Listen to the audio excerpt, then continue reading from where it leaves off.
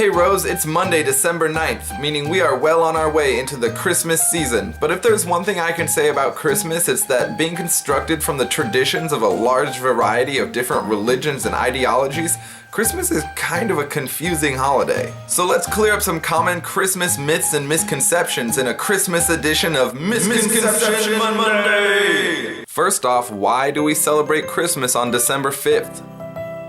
Traditionally, Christmas is the celebration of the birth of Christ, but that doesn't mean that the date was originally chosen to line up with Christ's actual birthday. Many people actually believe that Jesus couldn't have been born in the winter based on the biblical mention of shepherds spending nights in the fields during Jesus' birth, an activity that wouldn't have taken place in the winter. Soon after the Roman Empire converted to Christianity, the Roman Catholic Church chose December 25th as the day to celebrate the birth of Jesus. Because the people of the Roman Empire were already used to celebrating with festivals for the winter solstice, the church knew that it would be easier for the people to simply change the reason that they were celebrating. Why do we give gifts on Christmas? It's often thought that the tradition of gift giving came from the 3 gifts the wise men brought Jesus, but this isn't the case. Giving gifts during winter festivals was common for many ancient pagan beliefs. Essentially, winter used to be extremely hard in ancient times. There would be shortages of food as fields froze and meat prices rose. Also, people remaining inside all the time were more likely to spread germs, causing sickness to be more prevalent.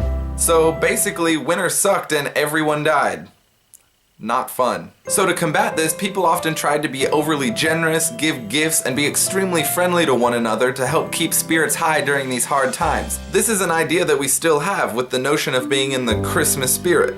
Wait, how many wise men? A moment ago I mentioned the 3 wise men, also referred to as the 3 magi or the 3 kings. It is often thought that there were 3 wise men who came to visit Jesus, but the Bible never actually mentions a number other than using the plural, so more than one. The number 3 is often associated simply because there were 3 separate gifts of gold, frankincense, and myrrh. Another misconception is that the secularization of Christmas is a recent phenomenon. It isn't.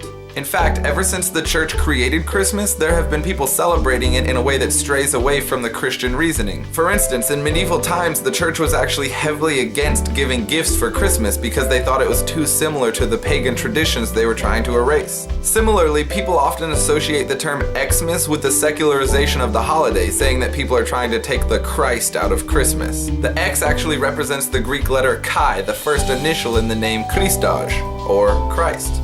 The first use of the word Xmas can actually be traced back 1,000 years to 1021, when monks in Great Britain would use the letter X in place of Christ when translating classical manuscripts into Old English. And lastly, it is often thought that the Coca-Cola company created the modern depiction of Santa Claus as an advertising gimmick. However, when Coca-Cola first started using the image of Santa Claus in their ads in the 1930s, he had already taken on his modern form in popular culture. That's all for now. If you have any interesting Christmas facts of your own, be sure to leave them in the comments section below. And Rose, we will see you on Wednesday. Traditionally, Christmas is the celebration of the birth of Christ.